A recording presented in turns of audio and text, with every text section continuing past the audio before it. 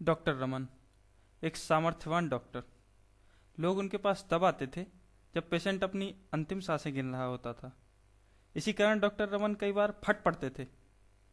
Doctor Raman को हमेशा quick decision लेने पड़ते थे।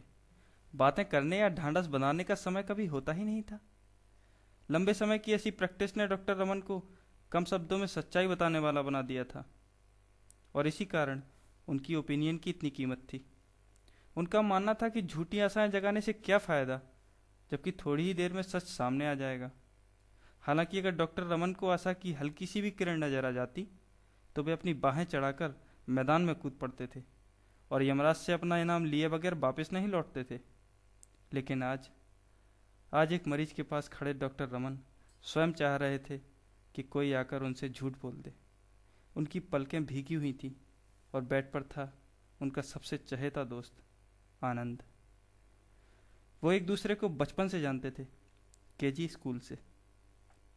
पर आज भी आनंद हर संडे डॉक्टर के क्लिनिक पर उनसे मिलने आता था।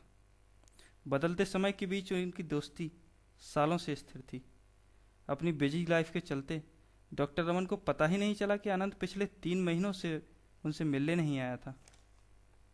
पर एक दिन अचानक आनंद का छोटा भाई उनसे मिलने आया। What brings you here, young man?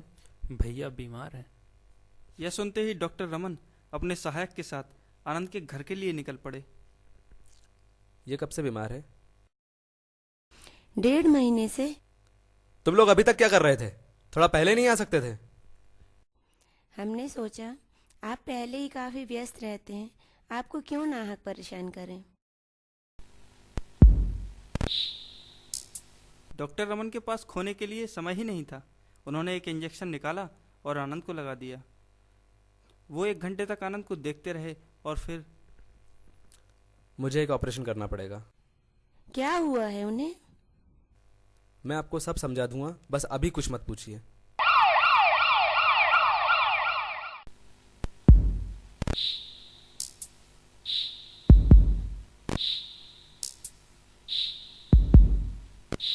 Sir, he will put through.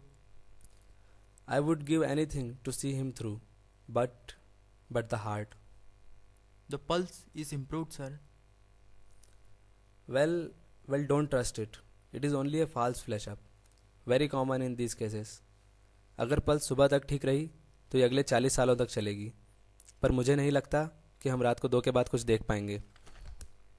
रात 11 बजे आनंद ने आंखें खोली और मुस्कुराते हुए डॉक्टर को देखा। क्या अब ये खतरे से बाहर हैं? पर डॉक्टर ने जैसे कुछ सुना ही नहीं। वो तो बस लगातार आनंद को ही देखे जा रहे थे। Give streptokinase immediately.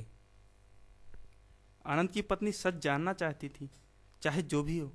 उसने इशारे से डॉक्टर को बाहर बुलाया। अब वो कैसे हैं? अभी मैं कुछ नहीं कह सकता। मुझे सच बताइए। मैंने कहा ना, अभी मैं कुछ नहीं कह सकता।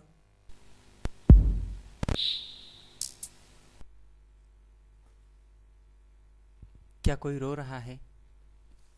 Don't exert yourself. क्या मैं जा रहा हूँ? मुझे ये जानना ही होगा कि मेरे पास कितना वक्त है। मुझे वसीयत कर देनी चाहिए। ओह, तुम्हें शांत रहना चाहिए। रामू, ये मेरी खुशकिस्मती है कि इस वक्त तुम मेरे साथ हो। मैं अपनी जायदाद को ऐसे ही नहीं छोड़ सकता, वरना मेरे परिवार का क्या होगा। अगर अगले 2 घंटे में वसीयत नहीं बनी तो फिर कभी नहीं बन पाएगी। पर अगर मैंने उसे वसीयत बनाने को कहा तो क्या इसका मतलब ये नहीं होगा कि मैं उसे कह रहा हूँ कि तुम मरने वाले हो? सुनो आनंद, अभी वसीयत की चिंता मत करो। तुम अभी 40 साल और जियोगे। तुम्हारा दिल एकदम ठीक है। जैसे ही आनंद ने यह सुना, उसके चेहरे पर चमक लौट आई। उसने शांत होते हुए कहा, सच में? अगर तुम कहते हो तो ये सच ही होगा। हाँ, ऐसा ही है। बस आराम से सो जाओ। You might expect the collapse any second now. Give this in case the struggle is too hard at the end. अगली सुबह 8 बजे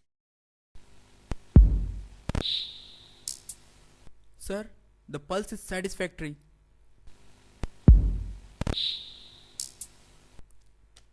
Don't look so unhappy, lady. He will live to be 90. Is he going to live, sir? I will bet on it. He will live to be 90. पर ये कैसे हुआ, ये मेरे लिए ज़िंदगी भर एक पहेली रहेगी.